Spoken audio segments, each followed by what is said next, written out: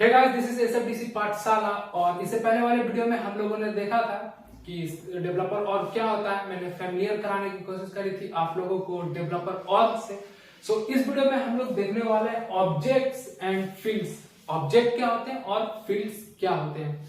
सो मैंने बताने की कोशिश की थी कि अगर आप एसक्यूएल से थोड़े बहुत फैमिलियर हो तो ऑब्जेक्ट यहाँ पे काम करता है एज अ टेबल। ऑब्जेक्ट काम करता है एज अ टेबल। और ये दो टाइप्स के होते हैं सेल्सफोर्स में, स्टैंडर्ड ऑब्जेक्ट और कस्टम ऑब्जेक्ट। स्टैंडर्ड ऑब्जेक्ट कहने का मतलब पहले से बना हुआ ऑब्जेक्ट जो कि सेल्सफोर्स ने ऑलरेडी बना करके रखी है, क्योंकि उन्होंने जो अपना ये ऑर्ग बनाया है, किसी भी कस्टमर को वो अपना ऑर्ग देते हैं तो कुछ प्री डिफाइंड एप्लीकेशंस देते हैं, मैंने बताया था। तो उन एप्लीकेशंस को चलाने के लिए कुछ प्री डिफाइंड ऑब्जेक्ट्स भी देते हैं जिन्हें स्टैंडर्ड ऑब्जेक्ट कहते हैं, जो कि पहले से सेल्सफोर्स बना करके देती है। एग्जांपल के तौर पे आप देख सकते हो अकाउंट, आप देख सकते हो कॉन्टैक्ट और अपॉर्चुनिटी। ये सारी स्टैंडर्ड ऑब्जेक्ट्स में आते हैं। फिर मैं बात करूं कस्टम ऑब्जेक्ट की, तो कस्टम ऑब्जेक्ट क्या होता है कि यूजर जो डेवलपर होता है वो इस ऑब्जेक्ट को बनाता है अकॉर्डिंग टू रिक्वायरमेंट। सपोज मैंने कुछ बिजनेस बनाना है, मैंने कुछ बिजनेस बनाया है और उस बिजनेस में मेरे को एक चाहिए ऑब्जेक्ट जिसका नाम मैं रखना चाहता हूं डॉक्टर। सो इस डॉक्टर के डेटा को स्टोर करने के लिए मैं एक ऑब्जेक्ट बनाता हूं। तो ये जो ऑब्जेक्ट बनता है इस ऑब्जेक्ट को बोलते हैं कस्टम ऑब्जेक्ट। सो कस्टम ऑब्जेक्ट बोलते हैं जो ऑब्जेक्ट यूजर के द्वारा बनाया जाए, जो डेवलपर के द्वारा बनाया जाए। अब इन दोनों ऑब्जेक्ट्स में आप पहचानोगे कैसे कि कौन सा स्टैंडर्ड ऑब्जेक्ट और कौन सा कस्टम ऑब्जेक्ट है। तो स्टैंडर्ड ऑब्जेक्ट्स के नाम सिंपल होते हैं, like account, like contact, like opportunity. But जो ऑब्जेक्ट डेवलपर्स बनाते हैं उसका सिंबल होता है doctor underscore C. I mean दो अंडरस्कोर और सी रिप्रेजेंट करता है एज अ कस्टम। वो डिपेंड कर सकता है आप पे भी कि आप चाहो तो इस प्री डिफाइंड प्रीफिक्स को चेंज कर सकते हो, बट बाय डिफॉल्ट ये प्रीफिक्स सी ही होता है। सो आपका जो ऑब्जेक्ट होगा कस्टम ऑब्जेक्ट, उसके अंत में जरूर अंडरस्कोर सी होगा। तो मैं ये बताऊंगा आगे कि कैसे होता है, क्योंकि इसमें हम पहचानते हैं इसके एपीआई के थ्रू। एपीआई होती है, इसमें लेवल्स होते हैं। सो मैं ये आपको एक्सप्लेन करूंगा कंप्यूटर स्क्रीन पे, तो आपको ज्यादा अच्छे से समझ में आएगी। अब मैं बात करूं अगर फील्ड्स की, तो जैसा कि टेबल में होता है, किसी भी डेटाबेस के टेबल में फील्ड्स बनाते हैं, लाइक नेम के लिए, ईमेल के लिए, पासवर्ड के लिए। सेम हियर हम बनाते हैं फील्ड्स ऑब्जेक्ट्स में किसी भी डेटा को स्टोर करवाने के लिए। सो अगर हम फील्ड्स की भी बात करें तो फील्ड्स भी दो तरीके के होते हैं, स्टैंडर्ड फील्ड्स और कस्टम फील्ड्स। तो स्टैंडर्ड फील्ड्स क्या होता है, सेम स्टैंडर्ड फील्ड्स पहले से बनाया जाता है सेल्सफोर्स के द्वारा। लाइक अगर कोई ऑब्जेक्ट आप क्रिएट कर रहे हो कस्टम ऑब्जेक्ट भी, तो उसमें कुछ स्टैंडर्ड फील्ड्स बनेंगे, वो मैं दिखाऊंगा आपको कंप्यूटर स्क्रीन पे, और क्यों बनेंगे वो भी मैं बताऊंगा कंप्यूटर स्क्रीन पे। और कस्टम फील्ड्स की बात कर रहे तो according to requirement custom fields बना सकता है डेवलपर, और उसमें भी उसको भी पहचानने का तरीका है कि आपके कस्टम फील्ड के अंत में अंडरस्कोर सी होगा। और ये बातें भी मैं आपको और अच्छे से समझाऊंगा कंप्यूटर स्क्रीन पे। तो मैं थोड़ा एक्सप्लेन कर देता हूं कि एक्चुअली ऑब्जेक्ट क्या होते हैं, फील्ड्स क्या होते हैं। सो जो बंदे पहले से थोड़े बहुत भी फैमिलियर होंगे एसक्यूएल से या फिर किसी भी डेटाबेस से, सो उनको पता होगा कि एक्चुअली डेटाबेस क्या होता है। सो अगर मैं किसी अदर टेक्नोलॉजी, लाइक अगर मैं बात कर लूं एसक्यूएल की, सो अगर ये आपका डेटाबेस है, ये आपका डेटाबेस है और इसका नाम है डीबी, तो इसमें आप बना सकते हो टेबल्स। लाइक ये मैंने टेबल्स बना दी, और इस टेबल्स में आप बना सकते हो फील्ड्स, जो कि लाइक कुछ इस तरीके से दिखेंगे आपको। और फिर जब इस फील्ड्स के अंदर जाते हैं, आई मीन इस टेबल के अंदर जाते हैं, सो ये टेबल कुछ इस तरीके का दिखेगा, जहां पे हेडर्स, ये हेडर होगा, और यहाँ पे आपका ये जो हेडर होगा, यहाँ पे आपके फील्ड्स दिखेंगे, लाइक नेम, ईमेल, फोन, इस तरीके से। ये आपने सपोज ये एक टेबल बनाया है बेसिक इन्फो का, और ये टेबल आप जब देखोगे तो इस तरीके से आप देख सकते हो एसक्यूएल में। सिमिलर अगर हम बात कर ले सेल्सफोर्स की, तो मान लो ये अपना जो टेबल है ये है ऑल, ये अपना जो ये जो पूरा डेटाबेस है ये है अपना ऑल, और इस ऑल के अंदर जो ये टेबल्स हैं, जो आप टेबल्स देख पा रहे हो, ये टेबल्स हैं अपने ऑब्जेक्ट्स, जो कि हो सकते हैं अकाउंट, हो सकते हैं कॉन्टैक्ट, या फिर कस्टम आप बना सकते हो लाइक डॉक्टर के लिए, या फिर और भी अकॉर्डिंग टू रिक्वायरमेंट। अब इसके अंदर जब हम आते हैं तो सिमिलर आपको एक ऐसा टेबल बन करके मिलता है ऑब्जेक्ट्स के, और यहाँ पे आपको वो सारे फील्ड्स दिख जाते हैं जो आपने बनाए हुए हैं अपने ऑब्जेक्ट के अंदर, लाइक नेम, ईमेल और फोन।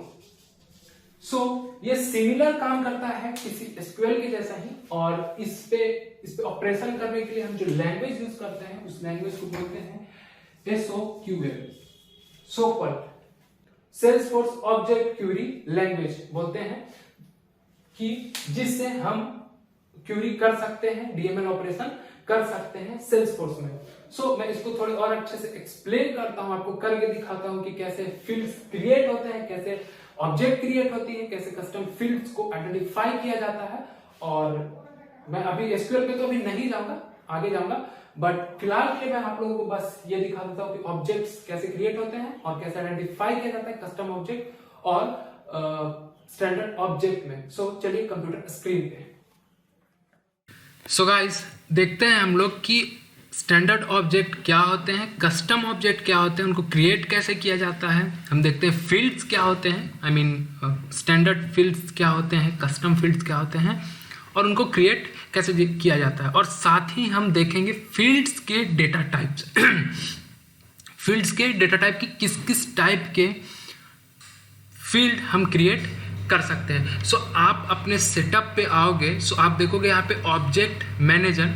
तो जब आप ऑब्जेक्ट मैनेजर पे जाओगे, सो आपने अगर नया अभी तुरंत ही डेवलपर और बनाया है, लॉगिन करा है, मतलब रजिस्टर करा है, तो आप देख पा रहे हो कि प्री डिफाइंड ऑब्जेक्ट्स आपको दिख रहे होंगे, बहुत सारे objects like account, contact, account, brand, activity, assets, ये सारी चीज़ें आपको दिख रही होगी। और आप टाइप में अगर देखोगे तो सारे आपको स्टैंडर्ड ही दिख रहे होंगे। स्टैंडर्ड ऑब्जेक्ट इट मीन्स कि ये सारे ऑब्जेक्ट प्री डिफाइंड है, पहले से बनाए हुए ऑब्जेक्ट हैं सेल्सफोर्स के द्वारा। अब आप कस्टम ऑब्जेक्ट कैसे बना सकते हो अपने लिए। सो आप यहाँ पे देखोगे कि क्रिएट करके एक ड्रॉप डाउन है, और इस क्रिएट ड्रॉप डाउन पे आप कस्टम ऑब्जेक्ट का ऑप्शन देख पाओगे। और जैसे ही आप क्लिक करोगे कस्टम ऑब्जेक्ट पे, देन आपको एक पेज खुल करके मिलेगा जहाँ पे आपको दिखेगा न्यू कस्टम ऑब्जेक्ट। आप लेवल दे सकते हो, लाइक मैं लेवल दे देता हूँ SFDC पाठशाला। ओके, मैंने ये लेवल दे दिया, और आप यहाँ पे देख पाओगे ऑब्जेक्ट नेम। सो ये SFDC पाठशाला अपने आप हो गया, मतलब आई मीन अपने आप फील हो गया। आप इसको अपने हिसाब से भी रख सकते हो, बट रखना मत, क्योंकि फिर आपको आगे प्रॉब्लम होगी। हालांकि मैं बता दूंगा कि प्रॉब्लम को कैसे ओवरटेक किया जा सकता है, कम किया जा सकता है। आप यहाँ पे प्लूरल लेवल देख सकते हो, आई मीन कि पार्ट SFDC पाठशाला है, सो आप इसको SFDC पाठशालास कर सकते हो, अदरवाइज आप इसको छोड़ भी सकते हो, कोई प्रॉब्लम है नहीं। आप यहाँ पे बाकी के सेटिंग्स बाय डिफ़ॉल्ट छोड़ दो, डेटा टाइप टेक्स्ट रख देना, और बाकी के जितने भी सेटिंग्स है बाय डिफ़ॉल्ट छोड़ दो फिलहाल के लिए। बस आप लेवल डाल दो, देन ऑब्जेक्ट नेम ऑटोमेटिक ले लेगा, और बाकी के सेटिंग्स ये ऑटोमेटिक ले लेगी। सो फिलहाल आपको कुछ करने की ज़रूरत है नहीं। देन आप सेव पे क्लिक करो। सो ये मेरे को एक एरर दे रही है कि review all error message below. Okay, so ये रिक्वायर्ड फील्ड है जो मैंने कहा, प्लूरल नंबर प्लूरल नंबर, ये प्रीडिफाइंड फील्ड है। सो इसको हम सेम एज इट इज़ भी रख सकते हैं और यहाँ पे एस भी लगा सकते हैं, बट मैं एज इट इज़ छोड़ देता हूँ और देन मैं इसको सेव करता हूँ। सो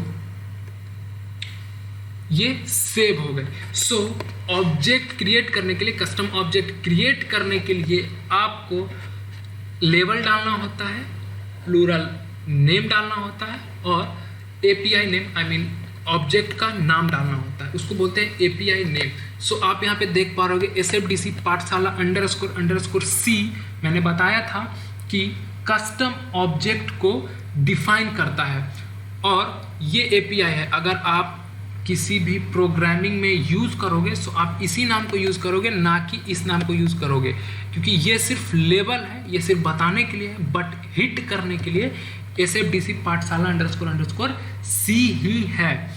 सो आप यहाँ पे इसके डिटेल्स देख सकते हो, ये कस्टम है, सिंगुलर लेवल है SFDC पाठशाला, प्लूरल लेवल है SFDC पाठशाला, बाकी कुछ चीज़ें मैंने बाय डिफ़ॉल्ट छोड़ी थी, सो बाय डिफ़ॉल्ट आ रही है। अब आप एक बार नज़र डाल लो स्टैंडर्ड ऑब्जेक्ट पे। सो मैं स्टैंडर्ड ऑब्जेक्ट अकाउंट पे आता हूँ। सो आप देख पाते हो API name account as it is है, इन्होंने _ C नहीं लिखा है। ये कस्टम इसका अनचेक्ड है, इट मीन्स कि ये स्टैंडर्ड ऑब्जेक्ट है। सिंगुलर की अगर बात कर रहे तो ये अकाउंट है और प्लूरल की अगर बात कर ले तो ये अकाउंट्स है। सो ये डिफरेंस है कस्टम ऑब्जेक्ट और स्टैंडर्ड ऑब्जेक्ट में। APIs इसलिए होती है ताकि जो हम हिट करते हैं इसी नेम के थ्रू, इसी नेमिंग कन्वेंशन के थ्रू हिट करते हैं, मतलब इसी नाम पे हिट करते हैं, ना कि इस नाम पे हिट करते हैं अगर हम प्रोग्रामिंग में किसी ऑब्जेक्ट को हिट करना चाहें तो। सो अब बात कर लेते हैं स्टैंडर्ड ऑब्जेक्ट की, sorry I mean standard fields की। सो अभी हम लोगों ने बनाया है जो ऑब्जेक्ट, उसका मैंने नाम रखा है SFDC पाठशाला। सो अगर मैं इस पे जाता हूँ और फील्ड्स एंड रिलेशनशिप में मैं अगर जाता हूँ, सो मैंने अभी तक एक भी फील्ड्स नहीं क्रिएट किए हैं, बट यहाँ पे ऑलरेडी कुछ फील्ड्स बने हुए हैं पहले से। सो ये फील्ड्स कौन कौन से हैं? क्रिएटेड बाय कहने का मतलब किसने क्रिएट किया है, ये यूज़र पे लुकअप होगा। मैं रिलेशनशिप आगे बताऊंगा तो आपको समझ में आएगा कि ये लुकअप क्या होता है, बट फिलहाल के लिए आप इतना समझो कि क्रिएटेड बाय कहने का मतलब जिसने अभी इस ऑर्ग पे लॉगिन करके रखा था, उसने इस ऑब्जेक्ट को बनाया है, उसका डिटेल्स इस क्रिएटेड बाय में स्टोर किया जाता है। लास्ट मॉडिफाइड बाय, ये भी उस यूज़र के लिए किया जाता है जिसने लास्ट में इस ऑब्जेक्ट को मॉडिफाई करा होगा। ओनर, जो इस यूज़र का ओनर होगा, आई मीन इस ऑब्जेक्ट का ओनर यूज़र होगा, या एक ग्रुप बनती है जिसमें कि कुछ डेवलपर्स होते हैं, वो डेवलपर्स को एक्सेस होती है, ये चीज़ें आप आगे जानोगे, उसको ये बताता है। और SFDC पाठशाला नेम टेक्स्ट है और ये रिक्वायर्ड है, क्योंकि अगर आप कुछ फील्ड आई मीन कुछ ऑब्जेक्ट बना रहे हो तो उस ऑब्जेक्ट में जो रिकॉर्ड रखोगे उसमें नाम तो एटलीस्ट होगा ही होगा। सो ये स्टैंडर्ड फील्ड्स बाय डिफ़ॉल्ट बन जाते हैं सेल्सफोर्स के थ्रू। और अगर आप अकाउंट में जाओगे तो उसमें जितने भी फील्ड्स होंगे सारे स्टैंडर्ड होंगे, बट आप उसमें कस्टम फील्ड भी बना सकते हो। सो अगर मैं कस्टम फील्ड की बात करूँ तो जैसे आप कस्टम फील्ड बना सकते हो न्यू पे क्लिक करके। न्यू पे जैसे ही आप जाओगे देन आपको एक UI मिलेगी जहाँ पे आपको बहुत सारी चीज़ें दिख रही होगी, बहुत सारे रेडियो बटन्स दिख रहे होंगे, जिसमें आपको दिख रहा होगा auto number, formula, lookup relationship, master relationship, checkbox, currency, date. तो ये सारी चीज़ें क्या है? ये डेटा टाइप्स है कि आप किस टाइप के रिजल्ट चाहते हो अपने फील्ड से। आप क्या चाहते हो? ऑटो नंबर चाहते हो, then you can click here. आप फार्मूला फील्ड बनाना चाहते हो, then you can click here. Formula field आगे आप सीखोगे कि कैसे बनाई जाती है। रिलेशनशिप में आपको अगले वीडियो में बताने वाला हूँ कि रिलेशनशिप क्या होती है। सो आप रिलेशनशिप भी बना सकते हो, कस्टम रिलेशनशिप। आप चेकबॉक्स बना सकते हो, आप यहाँ पे बता सकते हो कि मैं चेकबॉक्स बनाने वाला हूँ, then you can click here. आप करेंसी रिटर्न टाइप रख सकते हो। आप करेंसी के डेटा स्टोर कराने के लिए फील्ड बनाना चाहते हो तो आप करेंसी फील्ड बना सकते हो, डेट के लिए बना सकते हो, ईमेल के लिए बना सकते हो। सो ये सारे डेटा टाइप्स है और अकॉर्डिंग टू रिक्वायरमेंट आप इनमें से कोई सा भी डेटा टाइप यूज करके फील्ड बना सकते हो। सो फिलहाल मैं बनाने वाला हूँ टेक्स्ट के लिए एक फील्ड में बनाने वाला हूँ। सो मैंने टेक्स्ट को सिलेक्ट किया, मैं नेक्स्ट करूँगा। तो नेक्स्ट करते हैं, ये फील्ड लेवल पूछेगा, लेंथ पूछेगा कि आप कितना लेंथ रखना चाहते हो, फील्ड नेम, डिस्क्रिप्शन और बाकी चीज़ें हम बाय डिफ़ॉल्ट छोड़ने वाले हैं। सो मैं यहाँ पे डिस्क्रिप्शन करके एक बना देता हूँ फील्ड। डिस्क्रिप्शन करके मैंने फील्ड बना दिया। आप फील्ड नेम जो कि API नेम होगा, मैंने अभी समझा API नेम क्या होता है। सो ये बाय डिफ़ॉल्ट ले लेगा। लेंथ आप दे सकते हो कुछ भी, लाइक मैं यहाँ पे दे देता हूँ 200। आप डिस्क्रिप्शन दे सकते हो या फिर छोड़ भी सकते हो हेल्प टेक्स्ट, जो कि आपको आगे मदद करेगी कोडिंग में, फील्ड्स को आइडेंटिफाई करने में आप कर सकते हो। आप इसको यूनिक बना सकते हो, रिक्वायर्ड बना सकते हो या फिर बाय डिफ़ॉल्ट भी छोड़ सकते हो और बाकी चीज़ें आप बाय डिफ़ॉल्ट छोड़ सकते हो और नेक्स्ट पे क्लिक कर दो। देन ये आपसे पूछेगी विजिबिलिटी, तो फिलहाल आप क्या करना कि विजिबल ऑल पे कर देना। ये चीज़ें आप बाद में समझोगे कि मैंने ऐसा क्यों किया और क्यों नहीं करना चाहिए। तो फिलहाल के लिए बस विजिबिलिटी ऑल पे कर दो। रीड ओनली अगर आप करते हो तो ये जो फॉर्मूला फील्ड जो टेक्स्ट फील्ड आप बना रहे हो उसको सिर्फ रीड किया जा सकता है, उस पर राइट नहीं किया जा सकता। सो इसमें इसको अनचेक छोड़ देना, चेक मत करना। देन नेक्स्ट पे क्लिक करोगे। सो ये आपको बताएगी कि किस पेज लेआउट पे दिखना चाहिए। सो अपना SFDC लेआउट भी हम जानेंगे आगे। सो इसको चेक कर देना और सेव पे क्लिक कर देना। देन जैसे ये सेव हो जाएगी, सो आप देख पाओगे कि okay, there was a custom validation rule occurred while saving the effort record. The first validation occurred. There is already field name, description.